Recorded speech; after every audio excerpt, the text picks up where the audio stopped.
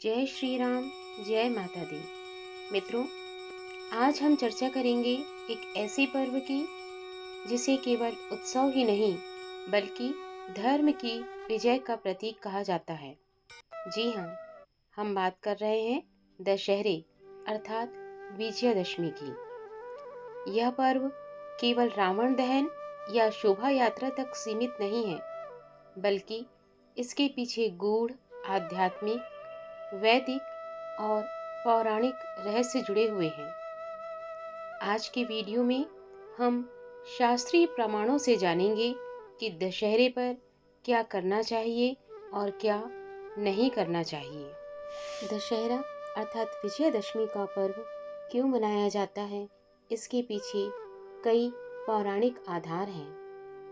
पहला आधार है वाल्मीकि रामायण एवं रामचरितमानस में वर्णित। इस दिन प्रभु श्री राम ने रावण का वध कर धर्म की विजय स्थापित की थी। देवी भागवत पुराण के अष्टम स्कंद में यह वर्णन है कि इसी दिन माँ दुर्गा ने महिषासुर का वध किया, इसलिए इसे विजयादशमी कहते हैं। स्कंद पुराण के काशी खंड में इस दिन कोई भी शुभ कार्य, यात्रा, शस्त्र पूजन या नया आरंभ करना अखंड सिद्धिदायक माना गया है। ब्रह्मा पुराण में इस दिन अपराजिता देवी की पूजा करने का विधान बताया गया है।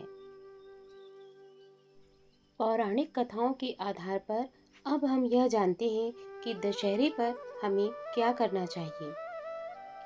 पहला, शस्त्र पूजन। महाभारत में वर्णन है कि पांडवों ने अज्ञातवास समाप्त कर अपने शस्त्र शमी वृक्ष से इसी दिन निकाले थे।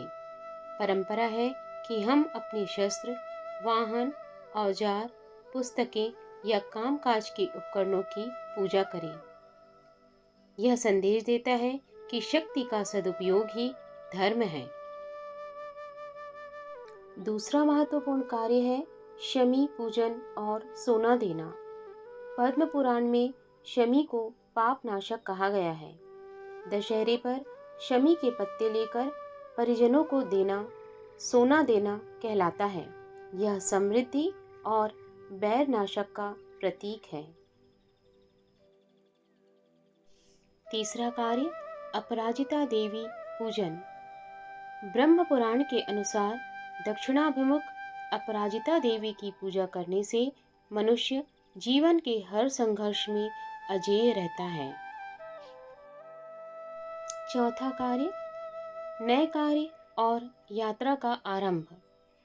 स्कंद पुराण कहता है, दशमी तिथौ कृतं कार्यम न कदाचित व्यर्थ भवेत्, अर्थात दशमी के दिन आरंभ किया गया कार्य कभी व्यर्थ नहीं जाता। पांचवा कार्य, रावण दहन। केवल पुतला जलाना ही नहीं बल्कि अपने भीतर के 10 दोष, काम, क्रोध, लोभ, मोह, मद, मत्सर, ईर्ष्या, अहंकार, दंभ और आलस्य को भी जलाना चाहिए। छठा कार्य, दुर्गा विसर्जन और कन्या पूजन। नवरात्रि की पूर्ण आहुति दशहरे को होती है। कन्याओं का पूजन कर उन्हें वस्त्र, फल, मिष्ठान देना अत्यंत पुण्यदायक है। सातवां दिन, दान पुण्य। महाभारत के अनुसार अनुशासन पर्व में वर्णन है कि विजयादशमी के दिन अन्न, वस्त्र और स्वर्ण का दान करने से व्यक्ति को दीर्घकालिक पुण्य प्राप्त होता है।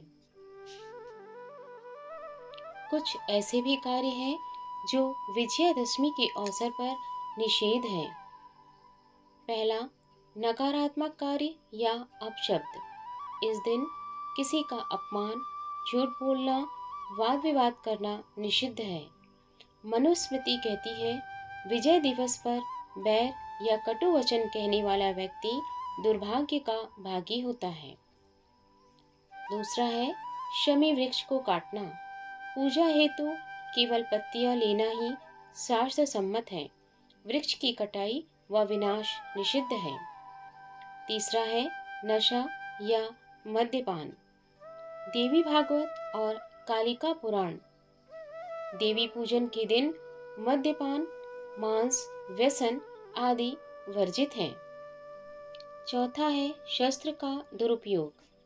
शस्त्र पूजन का अर्थ शस्त्र का पवित्र प्रयोग है, हिंसा या दूसरों को भय दिखाने का नहीं। आलसता व निष्क्रियता। दशहरा विजय का पर्व है। इस दिन आलस्य या कार्य टालना अशुभ माना जाता है। छठवां कार्य है जो इस पर्व पर निषेध है, घर में कलह। इस दिन घर परिवार में विवाद करना आने वाले वर्ष के लिए दुर्भाग्यकारी माना गया है। मित्रों, दशहरा केवल एक त्योहार नहीं है, बल्कि जीवन का संदेश है। शमी वृक्ष हमें धैर्य और क्षमा सिखाता है। शस्त्र पूजन हमें शक्ति का सदुपयोग सिखाता है। रावण दहन हमें भीतर के दोषों से मुक्ति का स्मरण कराता है। तो वहीं दशहरा केवल पुतला दहन नहीं, बल्कि आध्यात्मिक विजय और जीवन को सकारात्मक दिशा देने का पर्व है। हमें चाहिए इस दिन शमी व अपराजिता का पूजन करें, शस्त्र और साधनों की आराधना करें, दान, पुण्य और सदाचार को अपनाएं और भीतर की बुराइयों को जलाकर धर्म की विजय करें। तो आइए इस विजयदशमी पर हम संकल्प लें कि हम धर्म का पालन करेंगे, सत्य का साथ देंगे और अपने भीतर की बुराइयों का दहन करेंगे। जय श्री राम, जय माँ दुर्गे।